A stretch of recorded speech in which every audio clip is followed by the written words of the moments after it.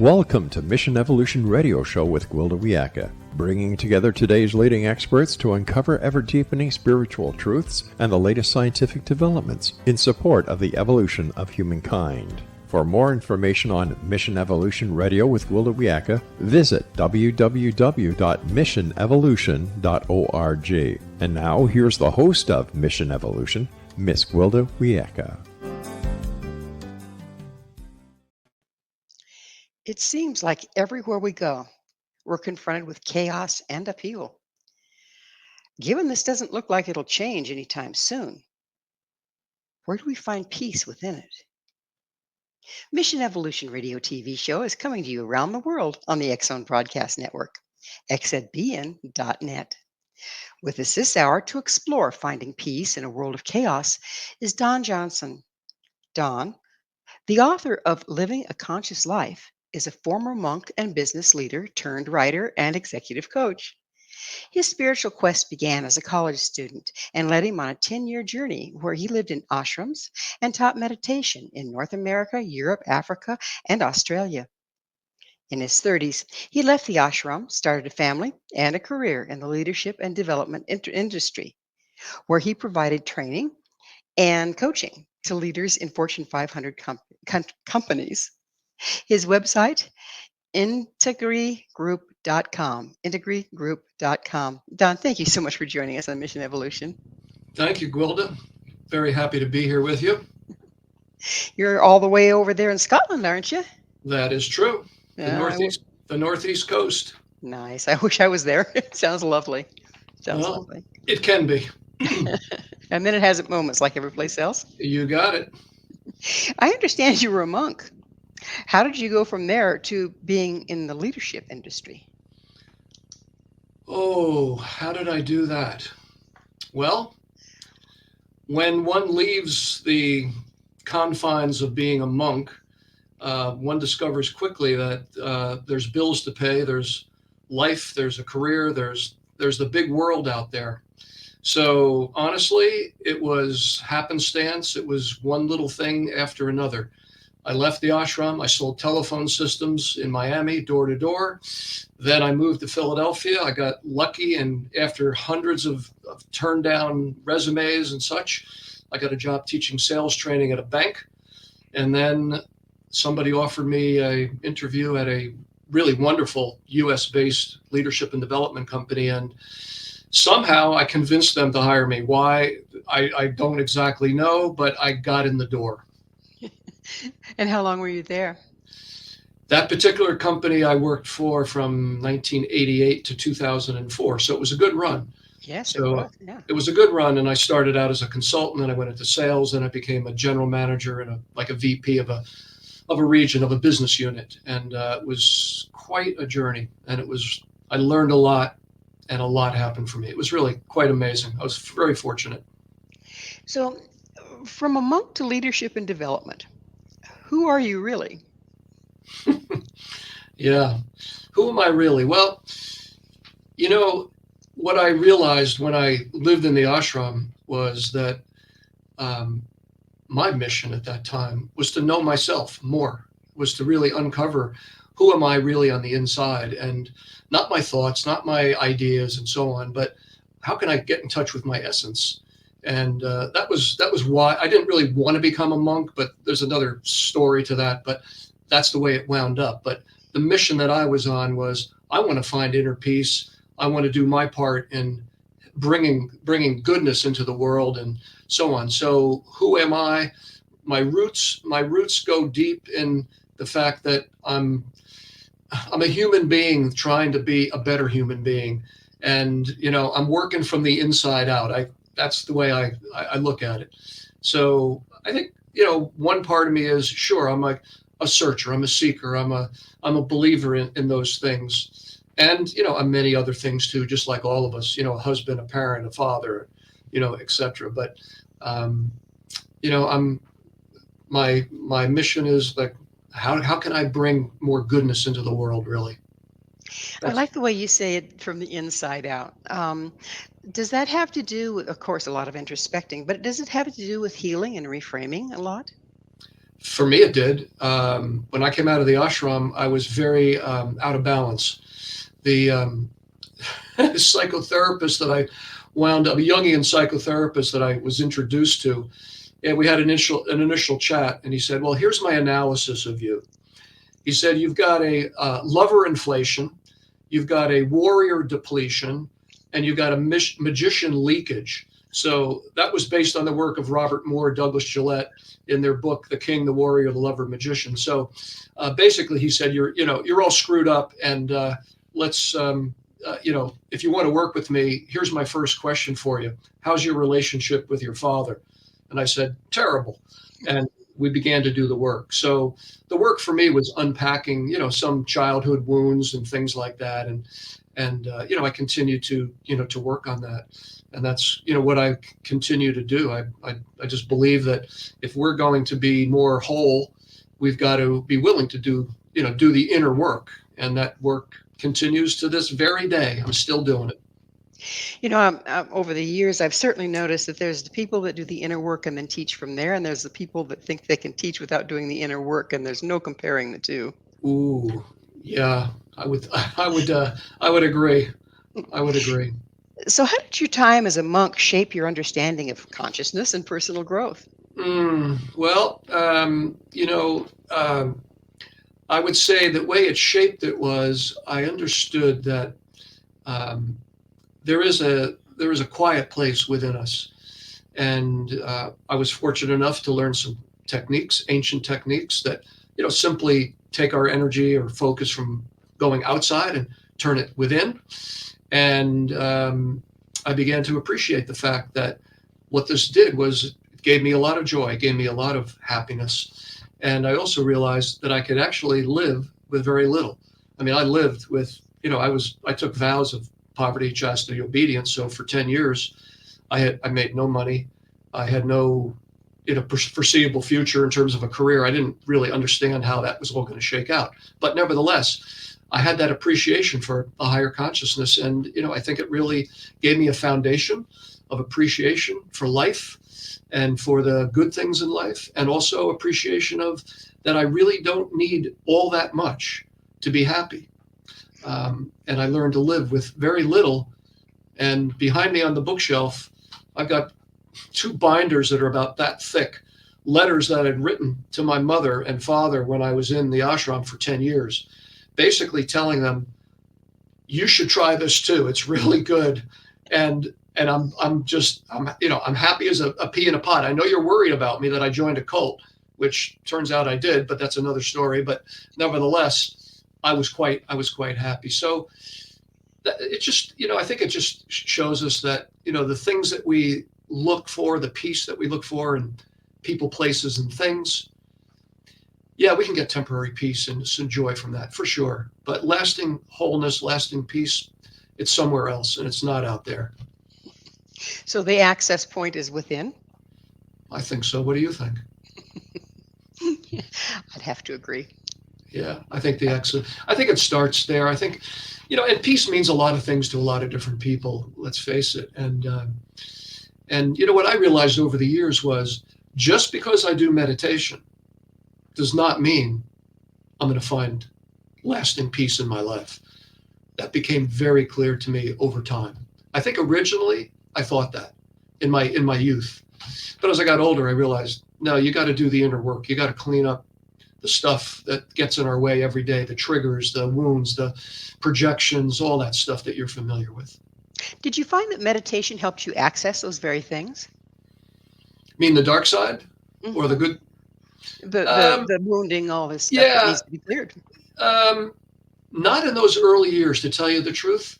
I think it was more of I think I got very overly focused on that because, when I came out, I think I was as a young man, I went in at 23, came out at 33. Those are 10 years of important development in terms of psychological development, emotional development in relationships. I wouldn't necessarily suggest that young people do what I did because I came out I had a lot of catching up to do, Gwilda.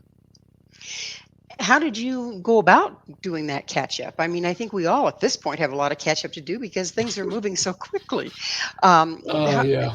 how'd you initiate that for yourself? Um, I think it started out with the therapy and unpacking some of that childhood stuff.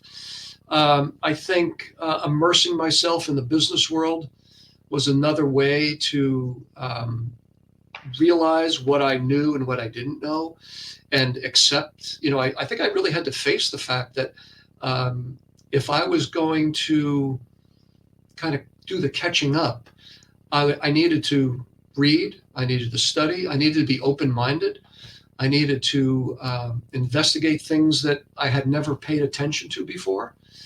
And I'm doing all this while I'm now, struggling to survive, raising a family. So, I mean, it was a scramble, Gwilda. I mean, I felt like I was scrambling and scrabbling, uphill for quite a number of years. I can imagine. We're about out of time in this segment, but did you continue your meditation practice throughout that scrambling time? I did. I did actually. I certainly wasn't doing 2 hours a day like I was when I lived in the shelter of an ashram, which ashram means shelter in Hindi. But I did. I did my best to try to get a little bit in every day, particularly in the morning. Yeah, yeah. And I Well, continue. I continue to do so today. So. it's that magic moment. Don and I will return very shortly, so don't you go away. This is Mission Evolution, missionevolution.org.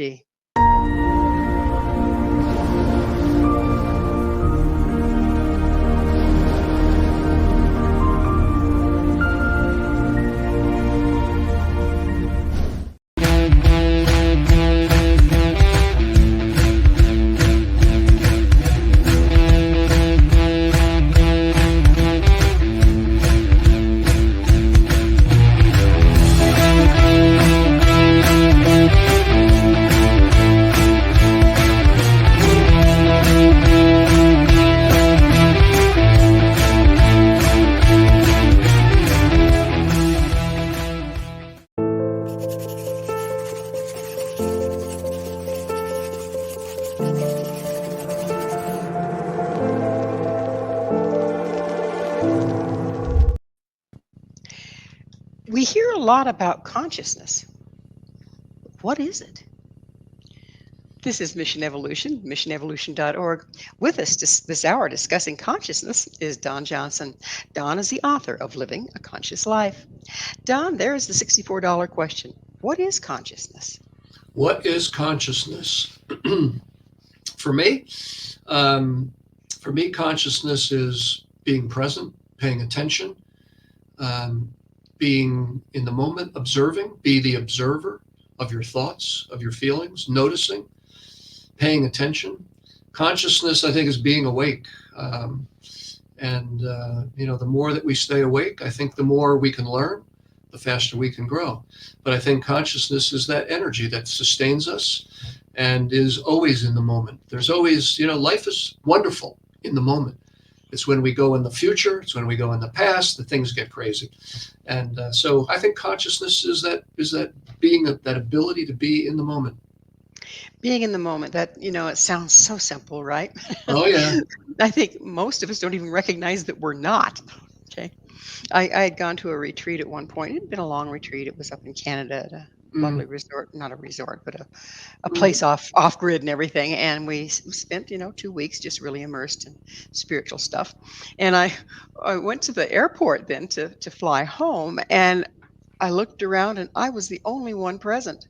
Somebody's tapping her foot and she's talking on the phone. She's saying, I'm going to miss my flight. The flight's late. I'm going to miss my second, so she's clear out there. And then people behind me were saying goodbye. That's before you had to go, stop at customs there before you could yeah. go on. You had to have a ticket.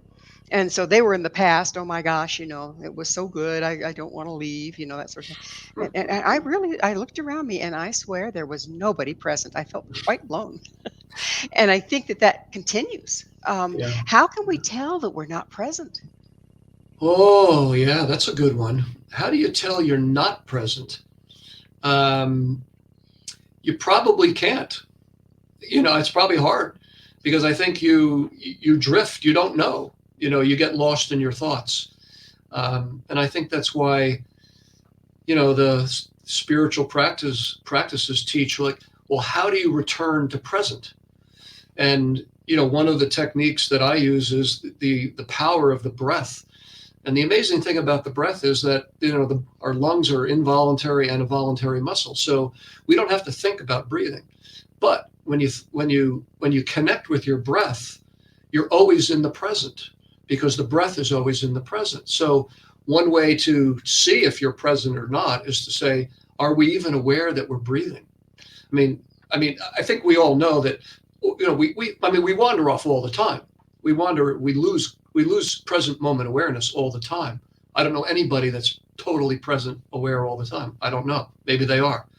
But nevertheless, I think you catch yourself in your thoughts. And when I notice I'm thinking, I go, that's interesting. And then I'm also checking to see, am I even aware of the present moment? Am I breathing? So, like you say, a lot of us don't even recognize that we're not in the present. How much does that have to do with, we're worrying about what happened in our past where we've got damage and we're afraid of the future because we have damage? How much does it have to do with being wounded? I mean, where we live, like how much time we spend elsewhere. How much time we spend present, or being unable to be present. How much does it Yeah, have to do with our woundedness? maybe it does. The the philosophy or the theory I have is that when we lack connection to ourselves first, we drift. And you probably know this, and our listeners know that a great deal of trauma originates from a lack of connection or addiction. And so again, I've seen many people turn their lives around when they begin to become more present, and they look at some of the dark stuff and they kind of recognize it and they accept it and they start working with it. But they make an effort, to bring themselves to do practices and to seek well-being and to search for that oasis that can be the healer to a lot of the trauma. So I think it's around connection that helps us, heal and be more present. And I think, Connection with ourselves and others. yeah, connection with ourselves and others. I mean, community is important, really important for people to be healthy, I believe. Yeah, I think it's tough for people to live by themselves. I really do. You spent a lot of time every day, 3 hours, I think you said, meditating, Hmm. using these practices, Hmm. and yet you ended up unprocessed and lost. Yep. What was the What's cause of that? I mean, it sounds like you were doing all the right stuff, according to a lot of well, people. here's what I say now. I say now that meditation is not the most important spiritual practice. Okay. That's what I say. I say you can chase the light all day, that you can chase the light all day long. But if you don't confront and deal with your darkness, you're going to get stuck somewhere. So I was out of balance. I mean, that was, the living in a Hindi influenced ashram was a place where the focus was purely on the spiritual. It wasn't on the psychological, it wasn't on the emotional. And that's problematic in my book. Did it end up being kind of like an escape rather than dealing? I believe in hindsight, yes. It Interesting. is. So balance in all things. Hmm. Balance. I think you're absolutely right. Balance is the key. So, Don, what does it mean to live a conscious life? For me, what it means a couple things. Living conscious life is making an effort to be present, to be self-aware, to understand your own inner world, to manage your own inner stuff, and to have the emotional intelligence to manage the social situation that you're in, to understand what it needs, what the audience, read the audience, so to speak, and respond, appropriately. And I think living a conscious life is, signing up for the fact that you're not always going to be conscious, and that you're going to learn through failure and how to accept failure. I think another part of living a conscious life is to develop self-love and self-care. and to be, more kind and forgiving, to yourself, if you're one of those people like me that was very hard on myself. So I'm finding that that's more and more important as I've gotten older, is the concept of self-love, self-care, forgiveness. It seems like when we're unprocessed, Mm, and we haven't dug into the dark shadows and done a lot of that work, that we mm, don't hear even what's being said to us. It all is a knee-jerk reaction to a trigger versus what's happening in the present moment. mhm. How can we work around that? What, or maybe there isn't a workaround. How do we first start to tackle that? How do you tackle that? Yeah. You know, s- One of the things that I experienced was,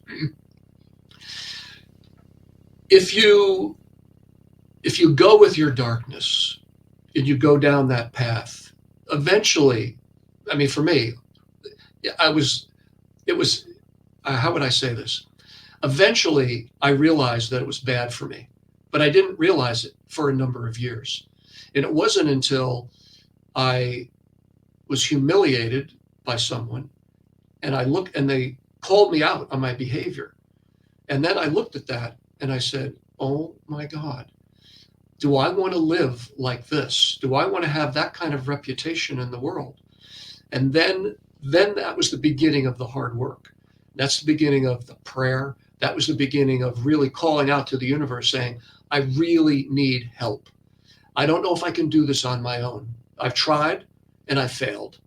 But when I turned and opened my heart to the universe and prayed and really asked for help, the universe delivered.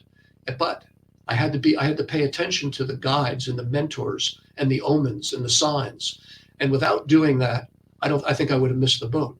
So that was my way of doing it. I think everybody probably has their own way, but that was what started it for me, if that makes sense. It does, because I like the way you said it was someone that calls you out on something. If we are chasing our shadow and we're, living in a vacuum, if you will, we don't have much Hmm. around us, and as far as conscious people that'll call us out, thank you. Hmm. We can just kind of brew in our own juices and never move forward, can't we? Those juices, and oftentimes those juices feel really good because it's cozy. It's cozy in our own little cocoon, our own little world. And we make up stories and we live in false beliefs. And we think, actually, I can deal with this. It's not so bad. But this is just complete, it's complete fabrication. That's what I found. I made up a story. I lied to myself. And eventually I realized, wow, that is bad juju. Don't we lie to ourselves to keep from looking at where we feel we're lacking? Probably so.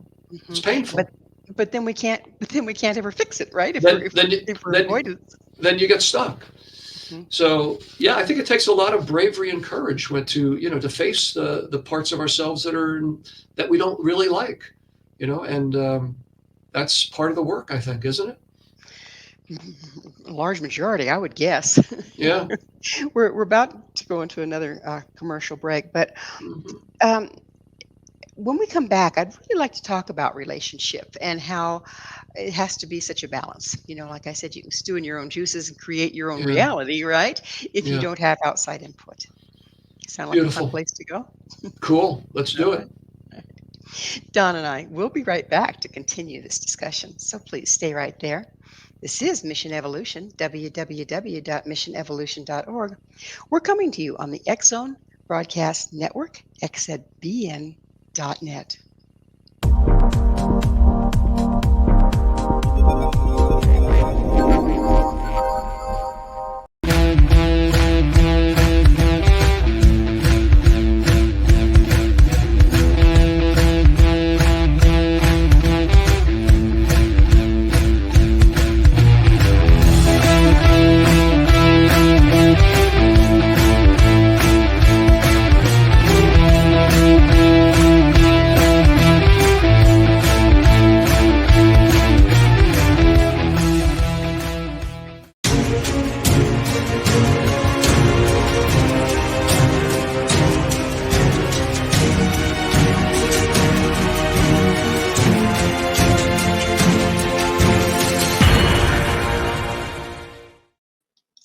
Is seeing believing?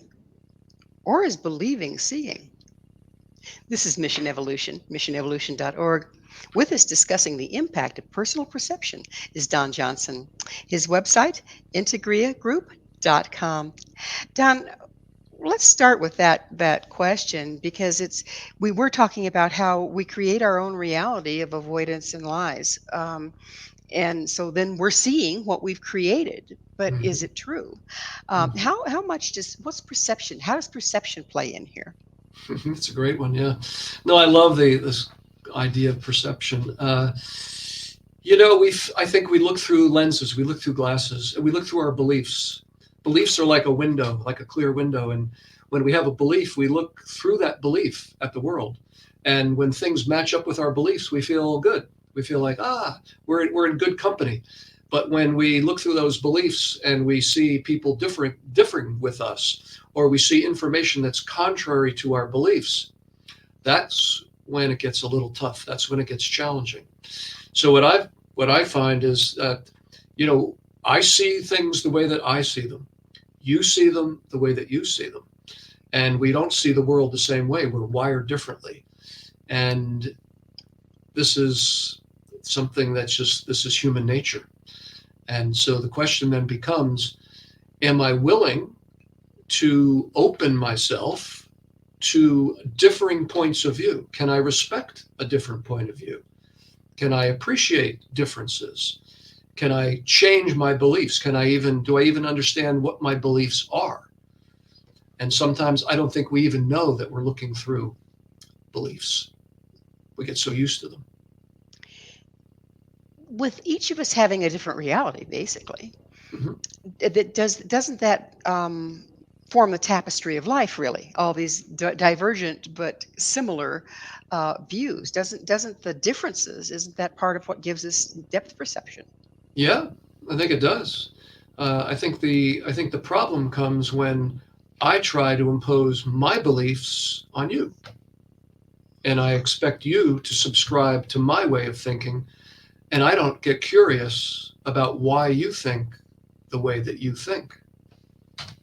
So that leaves us with we don't have a jigsaw puzzle. We have spaces between the pieces, right? Because Hmm. we're unwilling to meet. Hmm. Yeah, Gotcha. I think that's where breakdowns come from, is the unwillingness to enter into dialogue and the unwillingness to be curious. One of the things that I wrote about in an article I wrote some time ago is, what's wisdom begins with one question, which is, what don't I know? And when I worked at a particular company, my boss said to me, I want you to get to know this guy that lives in another country, and you two guys need to work together to help us achieve some of our goals. I said, okay. So I got on the phone with him, and somehow it just came to me. I said, Paul, why don't we just talk about what we don't know about each other as a way to build the relationship? And that's the way it began. And he and I then developed a very strong relationship. But here's the thing, until I did that, I had a negative opinion about him.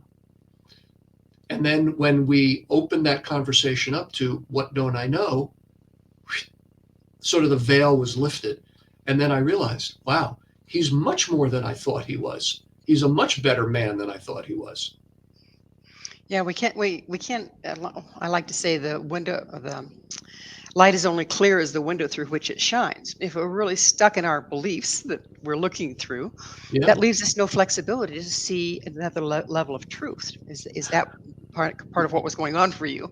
absolutely. Absolutely. I got stuck. We form is, you know this, we form an impression about someone within the first couple of seconds.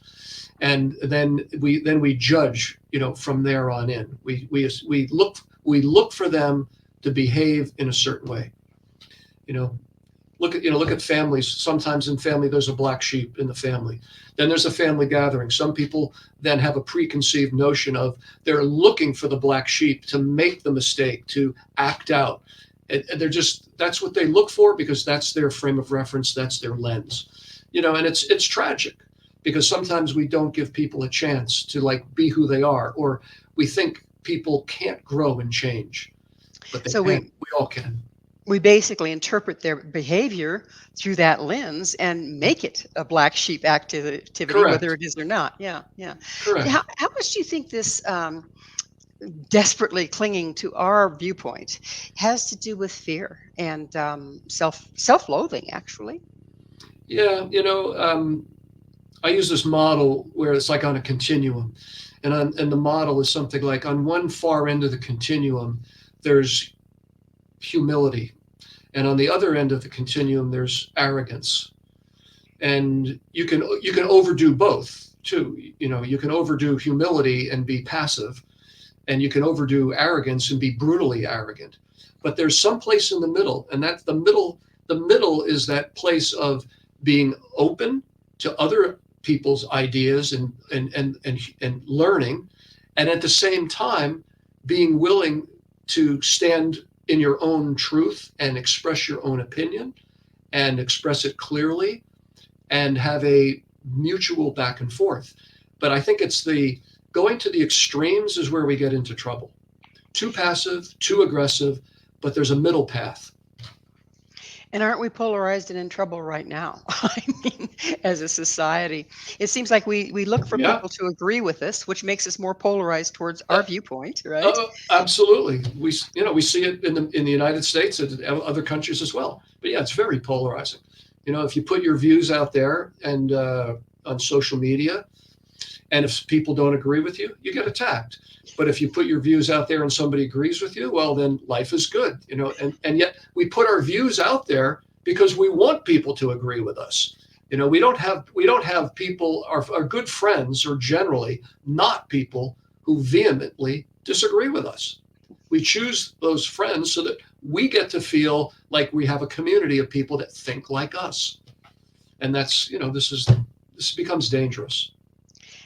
I can certainly see that, and it's like the true friend is the one that's not afraid to disagree. There you go. Isn't that well said? I think that's very alchemical, really, isn't disagreement kind of alchemical? Hmm. Hmm. Yeah. So Yeah. we seem to be living in times of major change, upheaval. What do you see as promoting this current mayhem? Wow. What's promoting the current mayhem? Um, well, I think you mentioned something earlier about fear, and one of the characteristics of this notion of we want to look good and be right. We want to. I think it's a fear-based mechanism of being wanting to find security, and it's limiting, and it's if we reference Carol Dweck's work around closed mindset, growth mindset, we see that when we have a closed mindset, we don't open ourselves to learning. We refuse facts and rationale, even if they can be proven, because it challenges our self identity of who we think we are. But much of the time, who we think we are is not really who we really are. We're not our thoughts, we're not our ideas. But until we go to a deeper level, all that stuff gets us into trouble. So we dig in and we hunker down. And I think we see a lot of hunkering down right now. And a lot of it's self-preservation of we're afraid that if the other side takes over, we're going to suffer. It seems that the polarization, there's being increasing pressure put on it. It seems like we're moving towards a time of unification Mhm. overall. And so it would not appear to be as easy to stick your head in the sand and polarize as it was historically. Do you think this is causing a certain level of desperation? I mean, the polarization. No, the inability to remain polarized as we're moving more towards unity. Well, I think there's a lot of light coming into the world right now, and I think there's a lot of light energy and a lot of belief in the goodness as we pass through these dark times, so to speak. So I'm not the person sitting here going, oh, this is the worst time to live or anything like that. I'm looking at this as I am so grateful to be here at this time, because I see the light building, and I see the opportunity to, because more people are waking up. That's the world that I live in. Maybe I'm full of it, but my glass, I've always been an optimist. That's the way I look at it.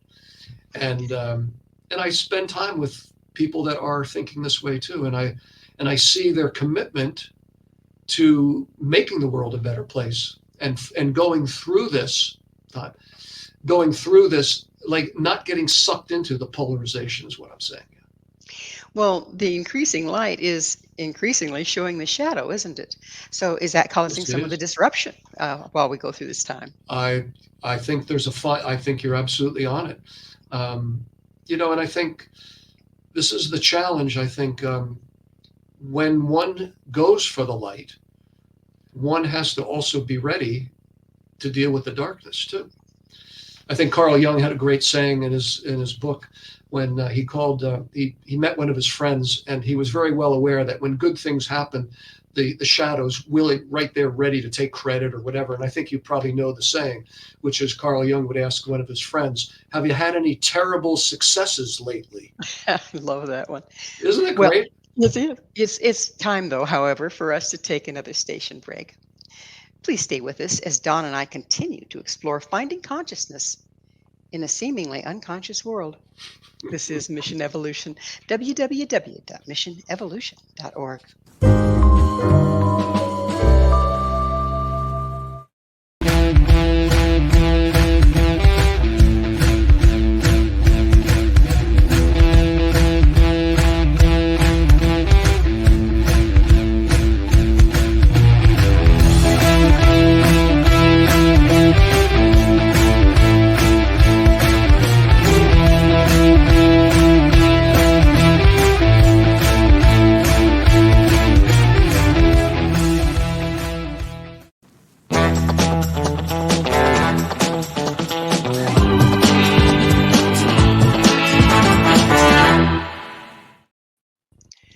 Where can we find peace? This is Mission Evolution, missionevolution.org. We're continuing our discussion with Don Johnson. His website, integriagroup.com. Don, where can we find peace? I mean, it seems like it's in short supply right now. Where can we find it? Yeah. Well, I start my day, even though I'm, like I said, I'm a meditator, and I visualize and I set myself up for the day on my intentions. How do I want to live my life this day? And that's an act of trying to be present and saying, how can I go through this day trying to be the best that I can be and make a contribution? So for me, it starts, in how I wake up and what I put my sight on for that particular day. But that's the place I start. But we go through the day, and the winds blow, things happen. Maybe we get blown off course. I have to be willing to recover. I have to be willing to admit that I might be wrong, that I might not see the whole picture. Oftentimes that's a big, big deal. It's just to realize that every story is incomplete. And the brain wants to complete the story. The brain wants to fill in the gaps and wants to make it nice and neat and tidy, like figure it all out. But there's so much we don't know. I think my grandfather used to say, there's my story, there's your story, and there's the fly on the wall story. So, and if I adopt that attitude of openness and learning, that's the avenue toward peace, because then I'm able to weather some of these little bumps. But if I get all hung up on them and get myself wrapped around the axle about how I think things should be, I will suffer. But I think peace comes from realizing we're not in control of everything, except maybe how we show up, the words we choose to say. how we behave. But I have to be willing to be wrong, and I have to be willing to learn. And that's what I've found as I've gotten older. There's more peace in having that mindset, perhaps, than anything else. I heard one time this saying that, an airplane, this is an actual fact, an airplane takes out off from DIA, and they file a flight plan, and they're going to LAX, okay? And they're on that plan less than 10% of the time. They deviate for weather, they deviate for traffic, okay? There you But go. they end up landing at LAX. So it's a matter of this constant course correction, isn't it? I think it is. I think it is like how we kind of manage the little moments when, and life is full of these little moments. Um, how do I catch myself a little bit sooner? That's one of the things I judge myself on these days. Like, how am I doing on the whole path, kind of a thing. And I think, well, it's not like I stay on the path all the time. It's, can I catch myself a little bit sooner when I go off on somebody, when I say something that isn't appropriate, or when that to me is like a good sign of I'm catching myself just a little bit sooner when I get into trouble. That's all we can do, I would expect. So, I hope, yeah. how can curiosity and listening help build a better world? Yeah, yeah. So, I touched on a little bit of this before, but I think curiosity and humility, like, are best friends. They go together. And when I have different, like, here's an example. When a guy came to my house some years ago. He sat in the room that I'm in right now, and I think he talked at me for about 45 minutes. And he didn't ask me one question. And I sat there later and I thought, wow. And it was really, I thought, why didn't I feel connected? Well, basically, I was on the other end of a monologue, really. And then I met somebody shortly thereafter. And there was this back and forth. There was this almost like we were playing catch. The conversation was like playing catch with a ball. He threw it at me, I threw it at him. And there was this beautiful dance. And I felt at the end of the conversation, I thought, I just want to spend more time with that guy. And he was curious. I had a certain amount of curiosity too. I don't always have that amount. Sometimes I can be arrogant. But in that setting, it's like, this is the dance. This is where curiosity, comes in. How does it make a better world? Sure, it makes a better world because we feel more connected. We don't feel put down. We don't feel judged. We don't feel isolated. We feel like we're in this together because we talk and we listen. And I think those things are so, so, so important today. It's about that time of the show, Don, when I get to ask you, what's your mission? Uh-huh. What's my personal mission? My personal mission is, how can I make the world a little better place by my own behavior and about making a contribution to the betterment through whatever work I do, whether it's my coaching or writing or consulting work.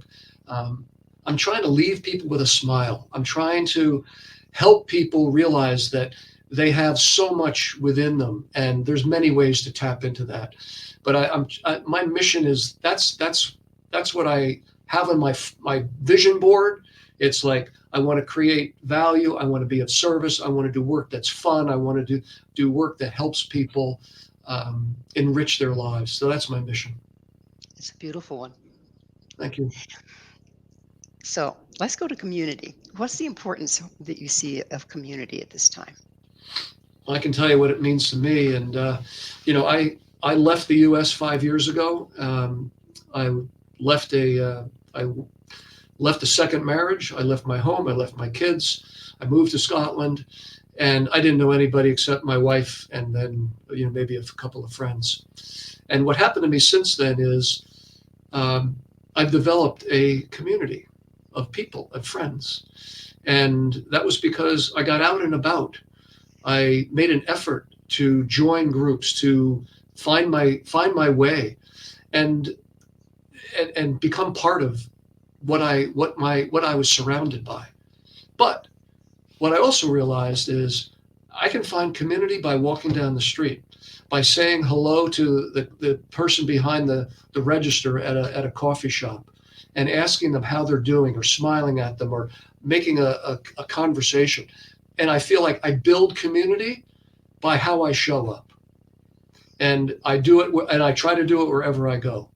And you know what? It makes me feel connected to the world around me, to my environment. And I feel like I'm a part of it. And so when you feel a part of your environment, you take care of your environment. And that's also answers my next question of building a more conscious and connected community. You have to connect, right? Yeah, you got to do something, and it doesn't take, it's not rocket science to be nice to someone, a stranger, to ask somebody how they're doing, to ask someone how you can help. These are not big things. We can all do this stuff. And if you've been on the receiving end of that, it's like, whoa, that was nice. Yeah. Yeah. I watch So, people just light up when that happens. yeah. Absolutely. Yeah. So, Don, what do you mean by living from the heart? Yeah. For me, I think it's looking for how do I bring love and kindness, into my everyday life, and that means in what I write, what I say, how I treat people. I had an argument with a guy the other day. I'll give you an example, and um, I'm not saying I'm particularly proud about this. I think I could have handled it a bit better, but in the heat of the moment, we were supposed to operate as a team playing a match together, tennis match. And he just, in my opinion, just was over dominating and telling me this and telling me that. And I said, "Can I help you?" He said, "No." He just said, "I don't want your help," and this and that. And finally, I just said, "I'm not sure we can be a team."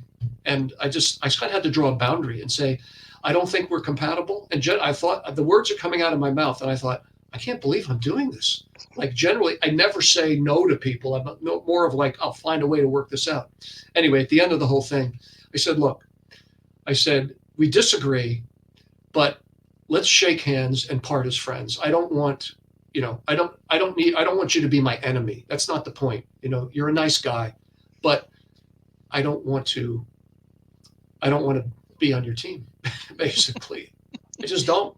It's You not know, working for me. it's not working. And so, so I wish I could have handled that a little bit better, but I don't know if that quite answers your question, but So, that's what happened. we're just about out of time in the entire show. Darn Um, it. but real quickly, yeah, I could go on and on. How would the world change if more of us could live from our hearts? Maybe maybe there would be a little bit more listening. Resolution would be not so much just from the head, but it might be from the heart. And, I think that's one of the problems is, when you run into trouble, how do you solve it? You know, do you come from the heart and do you take the big hearted approach where you may have to admit you're wrong? God forbid. God Um, forbid that. you Well, know, I mean, you unfortunately, we are at the end of the show. Don, thank you so much for coming on the show and sharing your knowledge. Gwilda, thank you for having me. It's a pleasure, and I appreciate the work that you're doing, and thank Thank you. you. Our guest this hour has been Don Johnson, the author of Living a Conscious Life. To find out more about Don, where you can find his book and all he has to offer, visit his website, inagreegroup.com. This has been Mission Evolution with Gwilda Wiyaka. For more information or to enjoy past archived episodes, visit missionevolution.org. But please be sure to join us right here next time. This mission will continue, bringing information, resources, and support to an evolving world.